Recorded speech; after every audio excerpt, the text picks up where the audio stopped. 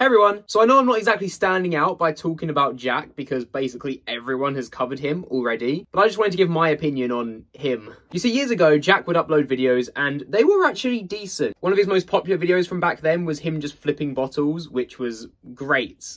Good on him. Back then he was still experimenting with what would and wouldn't get him views, but unfortunately he discovered pranking. And we are talking harmless pranks. There was one of him trick-or-treating the day after Halloween. Be going trick-or-treating the day after Halloween. But unfortunately, like most YouTubers back then, he discovered that to stand out, you need to go above and beyond. When you have a channel dedicated to pranking, going above and beyond just means pranking more aggressively. And Jack's pranks escalated quickly. He started doing pranks that on their own could have been okay, but he would escalate them to the point where people would get angry at him, and he would intentionally make them get angry at him in order to get more views. There was one of him playing The Floor is Lava in a store, which could have been okay, but he started getting the workers angry at him intentionally so that they would kick him out.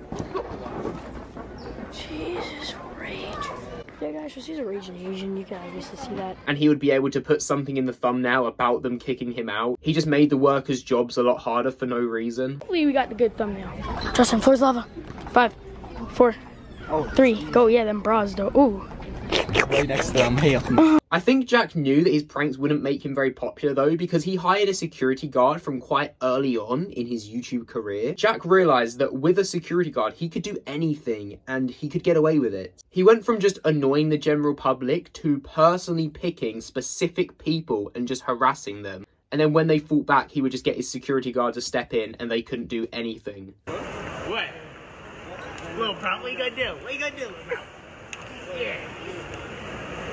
He then started to play the victim in a lot of these situations. There was one video specifically I remember of someone asking him to stop filming, and then Jack got super angry at him when he tried to push the camera away. Don't touch my girlfriend, bud. I was trying to cover this. It doesn't matter. You don't have to do that. You look retarded doing that. Basically, Jack just got more and more obnoxious. And I think Jack is one of those rare cases where majority of the internet actually all came together and collectively agreed, yeah, we don't like him. He would constantly make videos showing off what he had achieved from his prior videos of just harassing people. I got 5 Rolexes, brand new, and then 2 diamond tennis chains.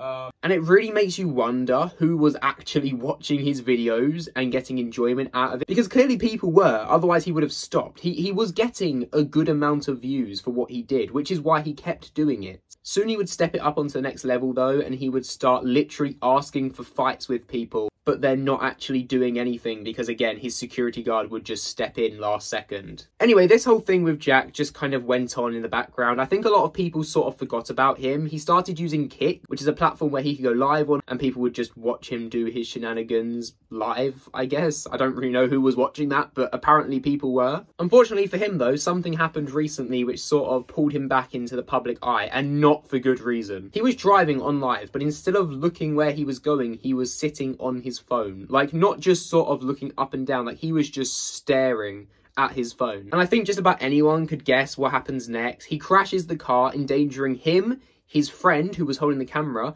and literally everyone else on the road. So Jack has just had one of the most dangerous experiences of his life. What do you think he does next? Does he A, help his cameraman, who was significantly more harmed than Jack was? His cameraman actually ended up having to go hospital just after. Did he B, sit down and just think about what had happened and maybe consider not being on your phone while you're driving, which I'm pretty sure is breaking the law anyway? Or did he C, start ordering his hurt cameraman to record it and then go on to flex his watch for no reason? I think we all know which one he picked. Michael, do you ever film on that phone too? I just can't even express how sad I actually am. At least my Richard Mills still okay. So although Jack was already very unpopular on the internet, I think this was like the turning point. Even his fans started commenting that they didn't like Jack at this point, and he actually got banned off of Kick, which was pretty big for him because that was, I guess, his main source of income for his live stream. He then went on to apologise on Twitter, which no one really believed because it was quite obvious he was just doing it to sort of get out of the unpopularity he had brought upon himself. I haven't seen much from Jack in the last month. I'm pretty sure he's just been getting back to what he's always doing. but just not on Kick, because as far as I know, he is still banned from it, which is bad for him. And although everyone's talking about that car crash, about how it was entirely his fault, and he hasn't mentioned the whole being on his phone, by the way, the excuse he used was, my car shouldn't have been used in the rain. That is genuinely what he took out of that experience. Huge lesson. No more driving cars like this in the rain.